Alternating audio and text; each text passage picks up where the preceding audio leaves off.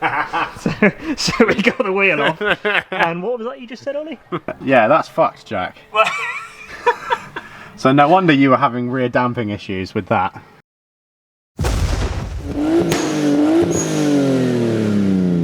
Hello guys, and welcome back to another video on the channel. And as you can probably tell from the title, the R34 is getting coilovers today. So we've gone with the Tein, I think it's Tein, yeah. Tein Flex Z, the American coilovers. So let's get them unboxed. It's been very difficult not to open this box for the last week, so it's even still got the little straps on it. You've got more restraint than me. I'd have just been in the box as soon as it arrived. It was very tempting. I was with the mechanical there. Alright, let's get in. It's probably not the sharpest knife in the world. It's not the best. You've given me the bluntest knife. We're having to work with what we have. Yeah. Very green. They are very, very green. Very green. I don't think the little Tein logo's on it. That's pretty cool. That's it. Oh, they are very green. Ooh. They are very nice though. Front and rear. They're looking pretty sweet. Let's get them out. So we've got a front. Oh god, they're heavy. We've got a front and a rear. That's a front, that's a rear, if you couldn't tell. We've got some cool Tein stickers as well. Yeah. Got to have some stickers. And go under the bonnet somewhere else. But spanners for adjusting them. Alright, so they're all out of the box, as you can see. And they are looking pretty sweet. So the next thing for us to do is spend 20 minutes trying to get the bonnet open, because it's literally the worst thing in the world and I need to change the clips. So this is where we spend most of our time, trying to open the bonnet on the Skyline.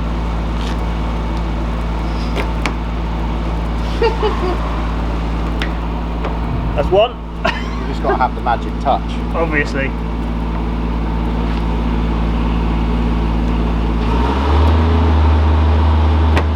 Magic touch. Hey. So this bonnet is going to get replaced at some point with a proper Z-tune, well not a proper Z-tune bonnet because I can't afford one, but a Z-tune bonnet that's actually got holes in it, or vents in it rather. So you need to change this. Yeah. That is way too heavy. It weighs about 500 kilos. So yeah, that is going to get done with a proper bonnet that's not been moulded or whatever the previous owner did to it. It's like he's put the vents on top of the stock bonnet and filled it with filler. So that is on the list of things to do. Literally, right, the FRP bonnet on the 5, I can pick up with my pinky finger. That, no. Takes almost two of us. So, however, the engine bay's looking pretty sweet. Let's do the coilovers. Let's do the coilovers. Step 1, jack up your car. With a shitty Halford strap that's probably going to collapse. Fingers crossed we're alright. We got axle stands, so we're doing it safely. It's going up, so we're all good. To be fair, this Halford's jack's been through the ring, so he's alright.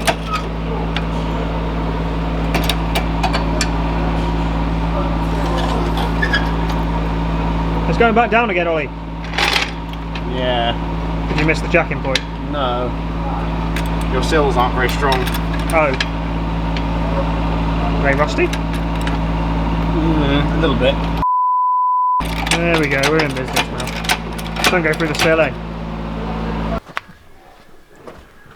Look at the state of those original shocks. So hurdle number 1 is we couldn't actually find the locking wheel nut. It's not locking wheel nuts, they're not conventional locking wheel nuts, it's a tuner style wheel nut, which if the camera focuses it should do. It's a tuner style with a multi-spline bit end. So yeah, if you don't have one of these you're screwed. But it means people can't nick your wheel. That is true, but fortunately we've got one, so let's crack on. First wheel is coming off. Progress. Be very careful with them. Yeah, please don't. Because they are chunky boys. I still love these wheels. They are gorgeous. Okay then. Should, in theory, be nice and easy to do. You've got a bolt at the bottom. Yeah. 2 bolts at the top. So let's get on to actually taking the old shocks off. So we're just jacking up the arm so that we can unload the shock and then pry the shock off, because the shock, there's a bolt that goes through here and it's like a captive bolt, and then you've got to pop the shock off, but with the shock at full extension, I don't know because I've never done these before, but we'll sort of see as we're going along. Taking the shocks and springs off on generally most Japanese cars are really freaking simple.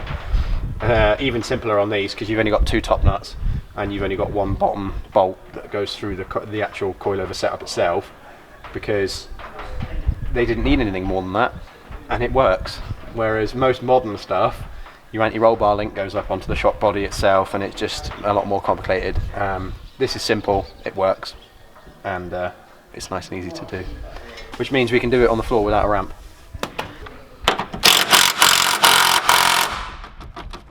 Oh, they're fucking tight. So we thought this might be a problem, them being 20 odd years old. Attempt number 2. Oh, fucking hell. Yeah, he's rounding off.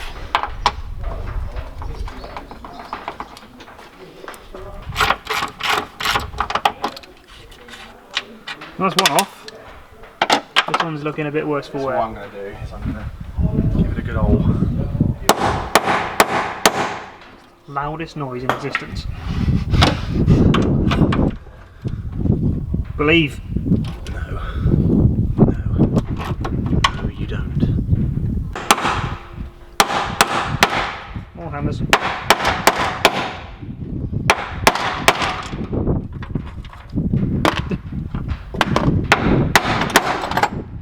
Where the fuck did that go?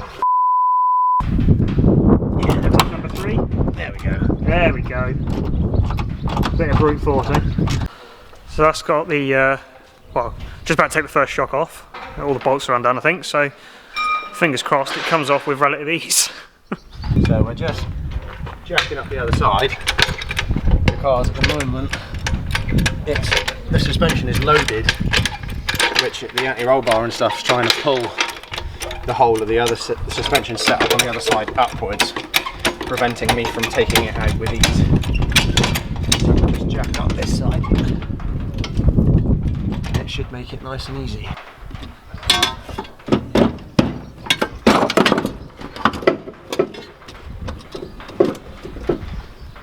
There we go. And we're off, I think. There is one. 1 out of 4 ain't bad, eh? One old Crusty boy. crusty boy. With no protector left on it because it's all broken. Yeah. So that's looking pretty haggard, to be honest, but I'm assuming it's the original shock. It looks like it. Yeah. Here's a comparison. So we've just noticed something. I don't know if the camera's going to pick it up. Focus. Become light. You probably can't see it, but where the previous owner undersealed it, they just didn't take the shock absorber off, so it's just not been undersealed behind the shock absorber, which is genius. So I'm going to have to get that redone at some point. But So they need to go that way. So we'll just install them. don't we get this tape all over that still? Yeah. That's alright, don't worry about that. So we're just going to use this bastard, and what is it that we're going to do with it, Ollie? So this is for brake pads. It's a ceramic brake pad paste, but it is like a general purpose grease lubricant that's good against heat, and it's not abrasive like copper grease. So we're just going to put a dab of it on the threads just to make sure that they don't seize, and it kind of acts like an anti-seize. Well, hey, as you can see, they are very green. Now, when I previously, I retract my statement about the bushes being spaced at the bottom. The reason the bushes are spaced is because the width of the shock body is much wider on the coilover setup. So that extra spacement there for extra width is to stop the shock body hitting the hub. So that makes sense. If you can see in the back here, it's very tight. I don't know about lighting. We are installed. So we've got one side on. Haven't done any adjustments or anything yet, but it's installed nonetheless. Looks very nice. We're probably going to have to undo that one and wind the shock body up. Yeah. Give us a little bit more ground clearance, but we'll see what it looks like when we put the wheels back on and drop it down. Yeah. On the plus side, while installing these, I've just noticed the previous owners put green bolts everywhere, nuts even, and it's the same colour as the Tein green pretty much. So that's kind of cool. So while Ollie's just putting the second coilover on, just looking around the engine bay, I thought I was decided on accent colour, but now that it's all sort of green, I'm not really sure. What do you think? What do you think about doing bits and pieces green? What do you think? To match We've already got a green filter. Got the green HKS filter down here, and green bolts everywhere. That is power right now. Obviously, this gold crap here is going at some point. So fingers crossed. Bolts on this side come off. It looks like they are. Are both of them or just one? Both of them. Both of them come off straight away. Look at that. Happy days. So, that's moving quite a lot. I'm pretty sure they're not supposed to deal with flex that way, but that's pretty shit. Yeah. Well, at least they're being replaced, right? There we go. Shock number 2. Be gone with you. Go away, we don't want you anymore. Shock number 2 is going in. Oh, almost fell over. It's fine. Right, so let's get this second one all bolted up, and then the fun starts, right? When we try and do the rears. What, putting it on the ground and seeing that it's way too low? That too, yep. Yeah, the rears, you've got to take the back seats out of these too. So it's going to be interesting me clambering in the back, I think. But we'll do it. Yeah, because the front seats don't, obviously it's a coupe, so the front seats don't fold down like they would in a normal car because they're the Bride Lomax seats. So getting in the back is going to be interesting, to say the least, but we'll have a go. Let's just take a minute while Ollie's fitting the other wheel back on to appreciate how cool these wheels actually are. I'm so happy with these. What? The wheels in the sunlight. Oh my god, they look so good. So we're just going to drop the car down now that both the fronts are on and see what it's like with the stock ride height that the coilovers came with. I'm sure we're going to have to adjust it. It's probably going to be hilariously low. Oh. Oh. That might be a bit saucy. Just going to measure each. So what do we think? I think that might be about right. Let's take a bit of a closer look, but it looks pretty sweet. So look. It looks pretty hilarious compared to the back. They're dead even. Look at the back. You could fit a bus in that gap. Metal. Proper metal. Ollie's just bought the badge out there. It's pretty sick, isn't it? It's metal. So this is where the interesting stuff starts. We've got to actually see whether we can get to the rear shocks, because the front seats, as I said, don't really move. So Jesus, they go really far forward though. they do go pretty far forward. So as you can see, what is this shit? Tanker. Yeah, the fake harnesses need to come out, but that's as far as the seats will go, and they don't fold flat. So Ollie's going to attempt to get in the car. It's really not very good for your passengers. No. Whoop. Seat move. Oh god. Jesus. Do we think this is possible? Better believe it. So this is why nobody sits in the back. We're trying to work out how to get the rear seats off, but as it turns out we've got to actually undo the harnesses, or the bolts that the harnesses are attached to anyway. So these hold down the rear seat benches anyway. Yeah, so they've bolted them to the mounting points for the seat bench. So these harnesses are coming off anyway at some point, but good boy. Shitty tanker harnesses. Yeah, maybe get some proper ones. They do look cool. There's not really much room, Jack. No, I mean, well, but this is how you get the back seats out of an R34. It's much easier if your seats go forward and you don't put any Bride Lomax seats everywhere. So you've got 2 10mm under each seat. You see down here, look, Jack. Yeah. There's a 10mm underneath here that that attaches onto a bracket, and then there's a 10mm over the other side. So we just got to go ahead, quickly pull those out. Oh, hey.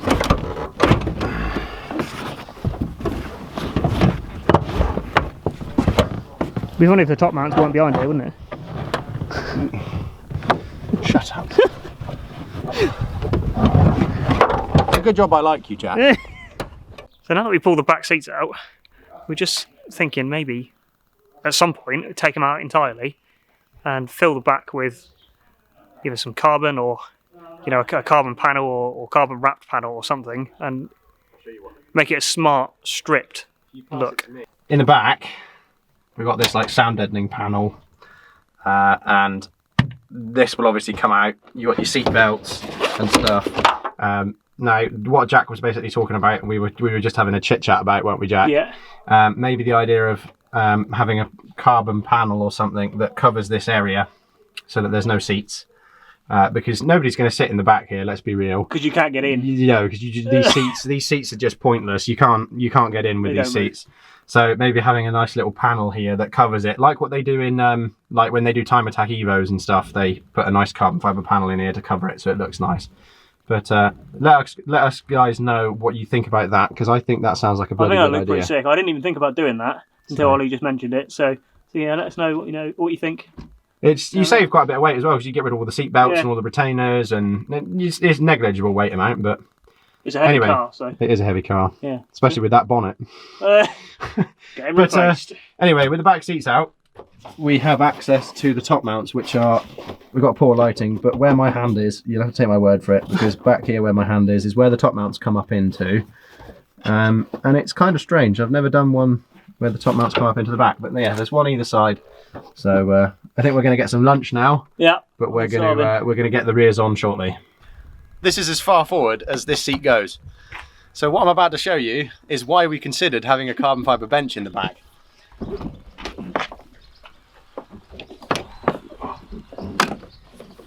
Oh my god.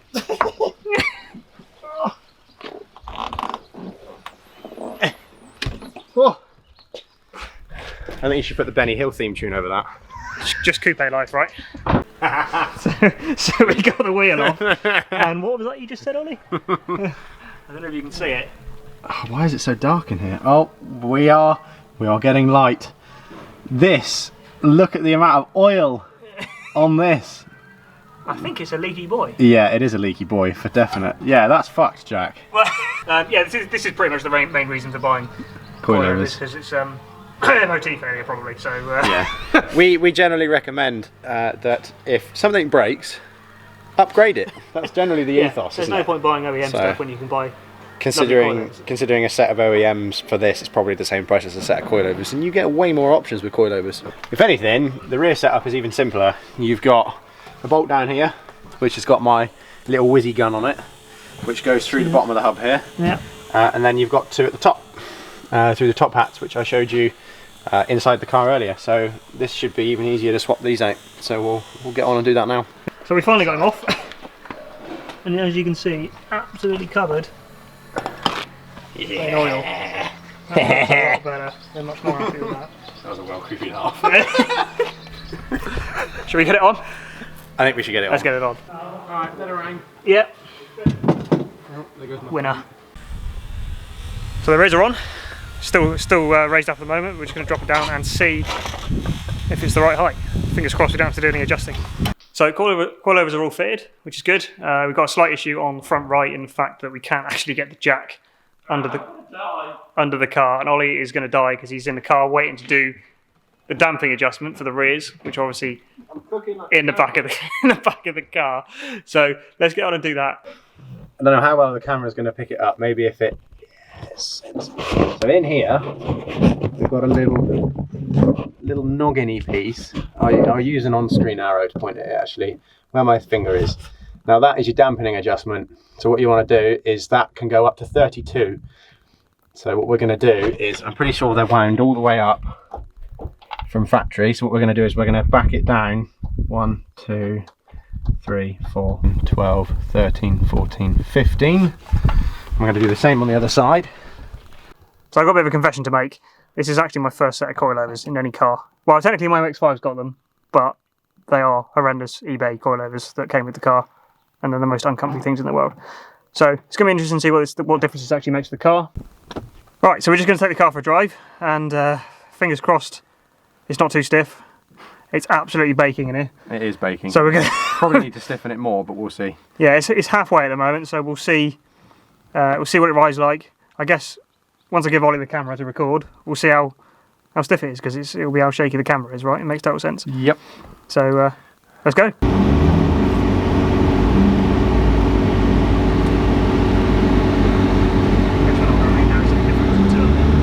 Until we get going.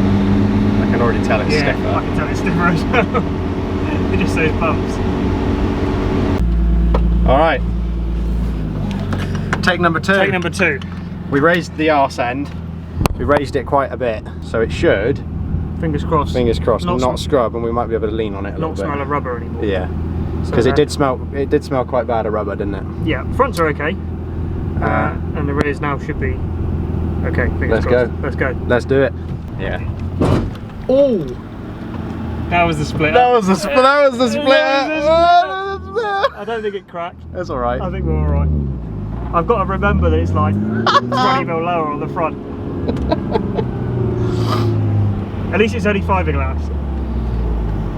I don't think it's going to rub anymore, so I think we're all right. Ready? Yeah.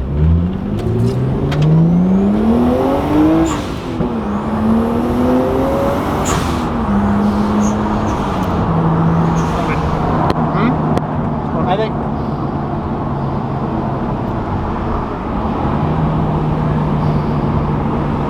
Yeah, I can smell it. It's still rubbing a little bit, I think, but it's not too bad. As long as I take it steady, I think get it professionally aligned and adjusted. It's fine for the moment. I can only do a little bit in terms of just like eyeballing it, because we don't have any kind of alignment gear or camber set up or anything like that. So we've just sort of, we haven't adjusted the fronts, we've adjusted the rears, mainly because we can't adjust the fronts because we can't get the jack under. But I think what we're going to do is just leave it there for now, and then Jack go and get a proper full geometry set up and have it all properly set, ride height adjusted for the car specifically, so that it's all flat and level. Here we go. On the plus side, even at the stiffest settings on the dampers, it's not too bad. It's quite stiff, isn't it? But it's manageable. Well, it's definitely noticeable improvement. Throwing it around the bends and whatever. So yeah, pretty happy with that. It corners flat now. It does. Aside from the rubbing. Yeah. But then again, the Evo always used to scrub. Yeah. The Evo always used to scrub the back arches. Yeah, so true. it's not just your car, mate. Yeah, yeah. Just what you get when you lower something. Indeed, yeah. Okay, we'll get back. Right, so that about wraps it up for today, guys. The car's now done. All coilovers are fitted. We've eyeballed the ride height and whatnot, and going to get that professionally aligned, as we said earlier. It's as good as we can do without alignment gear and without properly like measuring each corner and stuff on a completely flat surface. Yeah. So it's as good as we can do, really. So it's looking all right for now. It looks sick. I think it looks brilliant. It looks sick. So I know you guys have been probably anxious to see what it looks like throughout this entire video. So we're going to stop keeping you waiting, and here it is.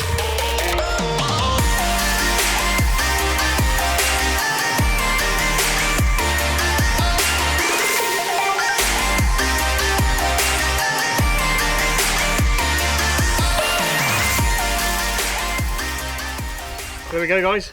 Hope you enjoyed the video. That's about going to wrap it up for today. Big thanks to Ollie as always for doing all the work.